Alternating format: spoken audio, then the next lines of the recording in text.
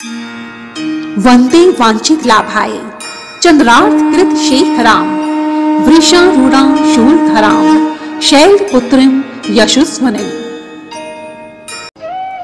आप सभी भक्तों को ज्योति गोयंका की तरफ से प्रथम नवरात्रि की हार्दिक शुभकामनाएं। दोस्तों, नवरात्रि के प्रत्येक दिन माँ के अलग अलग स्वरूप, माँ की अलग अलग शक्ति का पूजन पूरे विधि विधान के साथ किया जाता है।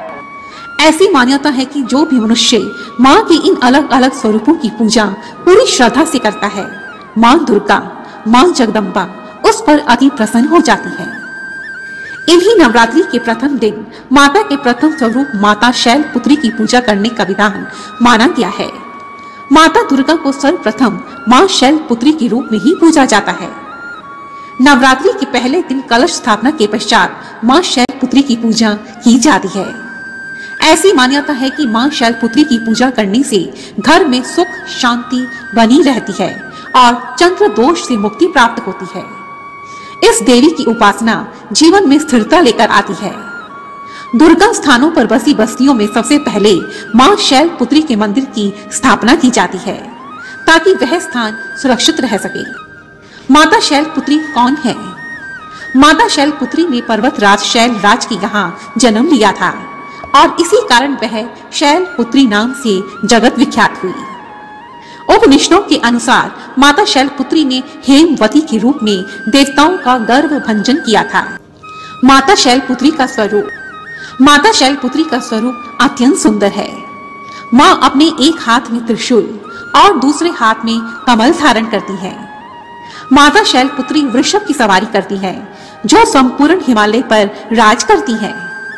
वृषभ स्थिता माता शैलपुत्री खड्ग, चक्र, गदा, बाण, धनुष, त्रिशूल, भुषंडी, कपाल और शंख को धारण करने वाली संपूर्ण आभूषणों से विभूषित नीलमणि के समान कांति युक्त 10 मुख और 10 चरणों वाली है। आइए भक्तों, अब सुनते हैं माता शैलपुत्री की पावन कथा।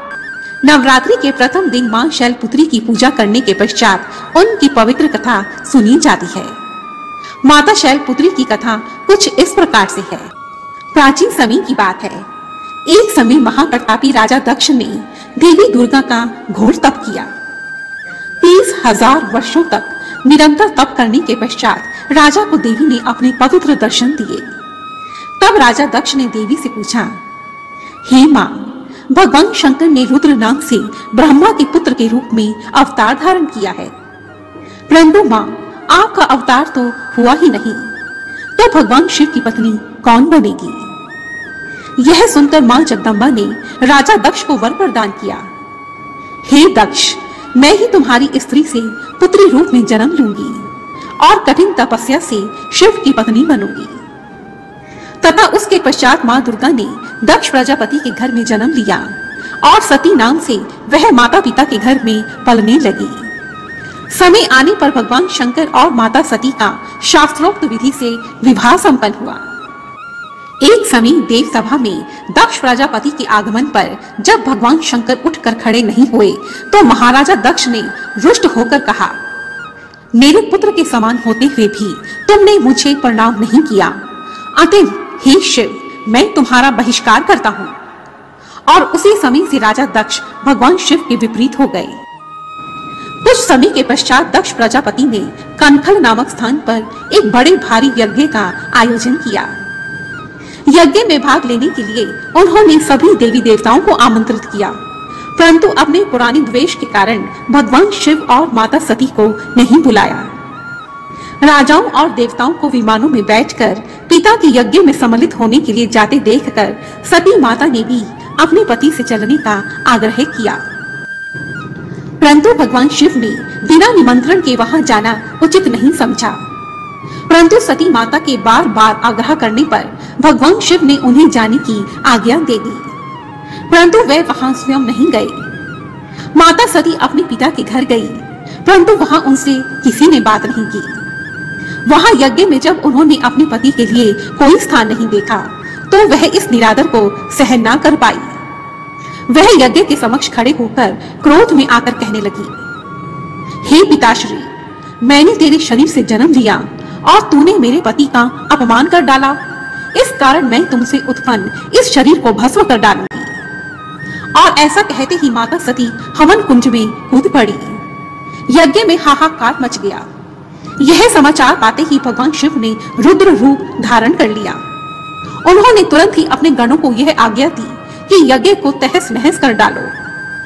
गणों ने यज्ञ को नष्ट कर दिया। दक्ष का सिर भी हवन की भेंट कर दिया। यह देखकर समस्त देवताओं ने महादेव जी से क्षमा मांगी और उनकी स्तुति की।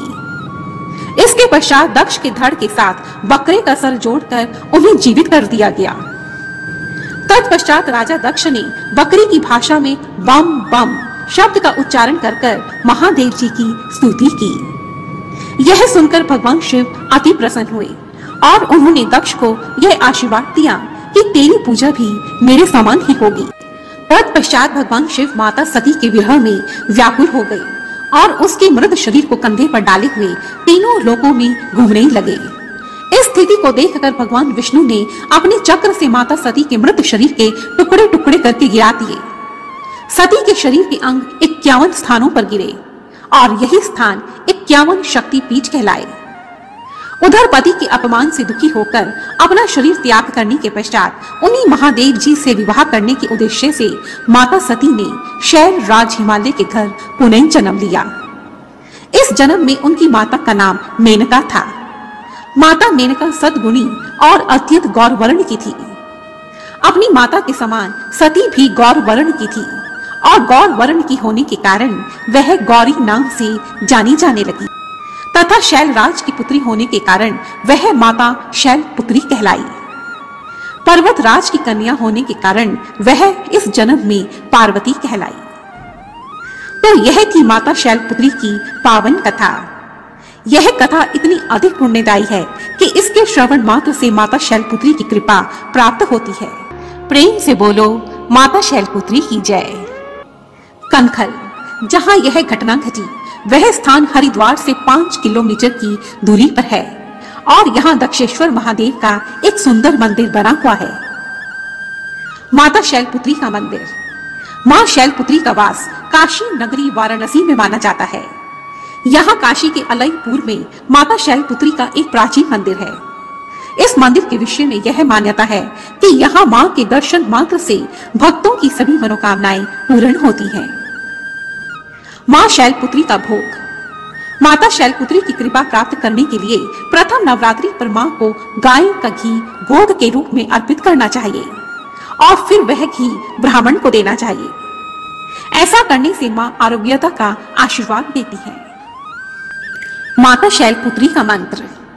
माँ शैलपुत्री को प्रसन्न करने के लिए इन मंत्रों का यथासंभव जाप करना चाहिए।